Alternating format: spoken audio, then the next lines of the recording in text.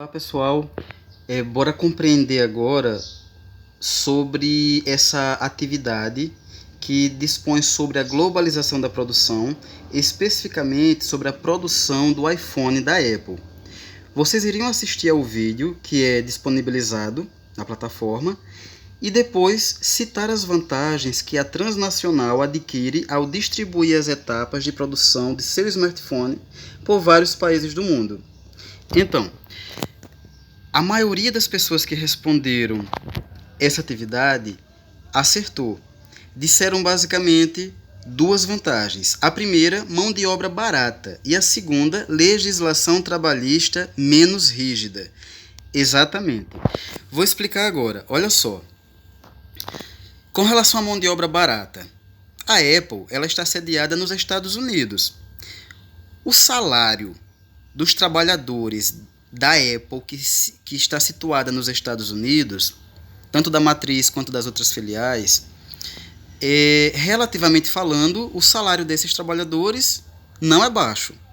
Então fica muito mais vantajoso para a Apple ter pessoas trabalhando para ela em países como a África e em países como a Ásia, onde o salário vai ser bem menor. Sobre a legislação trabalhista. A legislação trabalhista na África e na China, por exemplo, nos vários países da África, né? Não dá para falar de África como se fosse uma só, um país de nome África, né? A gente sabe que é um continente. Então, as legislações trabalhistas nos diversos países da África são menos rígidas, ou seja, são mais flexíveis. O trabalhador assina de repente um contrato para trabalhar 44 horas por semana.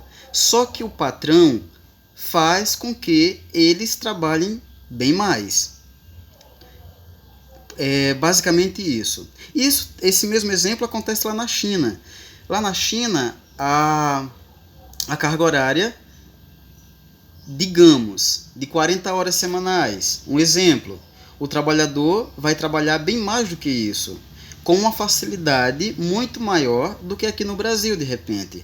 Se muitos funcionários daqui do Brasil já reclamam dessa situação, que assinam um contrato para trabalhar 44 horas por semana e trabalham bem mais, lá na China, isso daí acontece com uma constância muito maior, uma vez que a fiscalização lá na China e em países da África não acontece como deveria.